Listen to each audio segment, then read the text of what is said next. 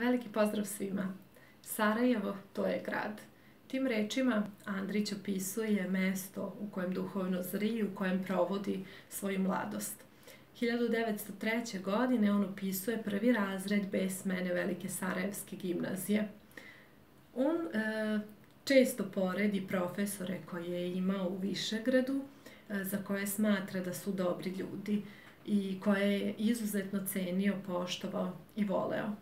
On kaže da su oni imali za cilj ne samo da svojim učenicima prenesu gradivo koje je bilo neophodno usvojiti, već da su se trudili i da u njihovo unutrašnje biće utisnu životne mudrosti, lekcije, pouke i moralna načela. Kada dolazi u Sarajevo, Andrić u gimnaziji zatiče potpuno drugačiju situaciju. On kaže da se profesori koje tu zatiče potpuno razlikuju od onih na koje je navikao. On kaže da tu vlada atmosfera nelagode, da su oni koji mu predaju antipatični i da se trude da naprave od svojih đaka poslušne građane i podanike vlasti. Andriću smeta i način na koji oni prenose svoje znanje. On kaže da oni o gradivu govore grubo, oporo, automatski, bez volje, nade i da se nikada ne oseti čovečnost, toplina i ljubav koji su njemu bili preko potrebni. Andrić je dobitnik stipendije koja je iznosila 200 kruna godišnje, a koju mu dodeljuje Hrvatsko društvo Napredak.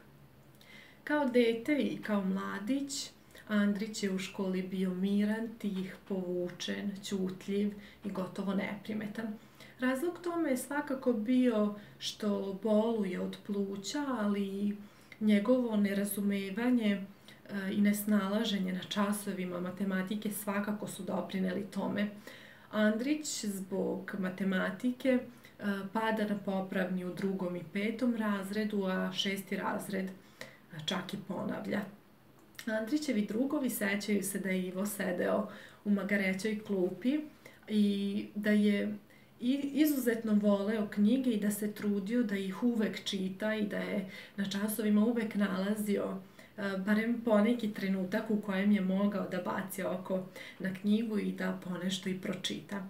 Andrić je naravno bio opčinjen knjigama, knjižarama i on govori o izlogu knjižare Studnička i drug pred kojim stoji i govori zapravo o tom trenutku u kojem je opčinjen knjigama i u kojem zapravo polaže sve nade u to da će jednog dana moći da sebi priušti knjigu koja je u tom trenutku za njega bila nešto nedostižno jer je bila izrazito skupa. Naravno, kada je reč o profesorima, kao i svuda postoje izuzeci, te tako Andrić u Sarajevu nailazi na Tugomira Laupovića, profesora koji je doktorirao u Beču kod čuvenog profesora filozofije Vatroslava Jagića. On Andriću predaje istoriju školske 1909-10. godine.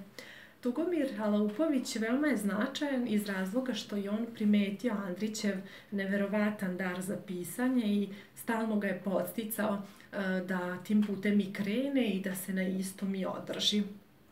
Ono što odlikuje Laupovića jeste njegova želja da se svi južni Sloveni ujedine.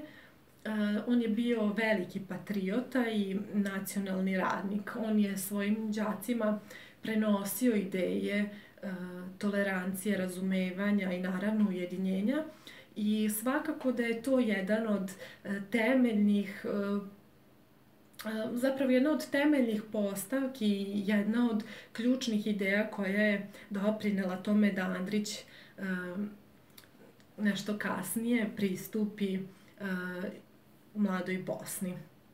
1919. godine upravo Laupović, profesor, pomaže Andriću da se zaposli u Ministarstvu vera u Beogradu, a zatim mu pomaže da nađe zaposlenje u Ministarstvu inostranih poslova.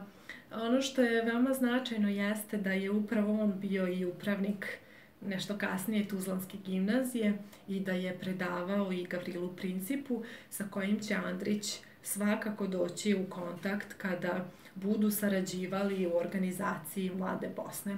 O tome ćemo mnogo više govoriti i svakako nećemo zaobići taj ključan moment u Andrićevom životu i njegovom biću, jer iako Andrić nije želeo o tome mnogo da govori i u životu se odrekao svake veze sa pomenutom organizacijom, mi vidimo iz njegovog književnog stvaralaštva da to zapravo nije tako, već da je Andrić bio svestan situacije i društva u kojem živi, te da je bio primoran da ćuti, ali da u književnom stvaralaštvu pronalazi način i progovara upravo o pitanjima i dilemama koja su ga mučila u tom ranom periodu, a koje zapravo osjećao i sa kojima je negde vodio svoje unutrašnje rasprave tokom celog života.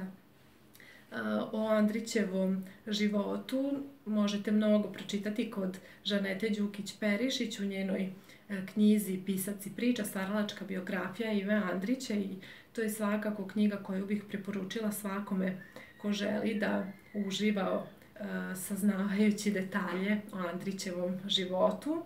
A mi se vidimo u jednom od narednih videa kada ćemo nastaviti da čitamo delove iz Andrićevog stvaralaštva, a naravno govorit ćemo još mnogo i o njegovom životu i o svim intrigama koje verujem da bi svakog zanimale. Vidimo se!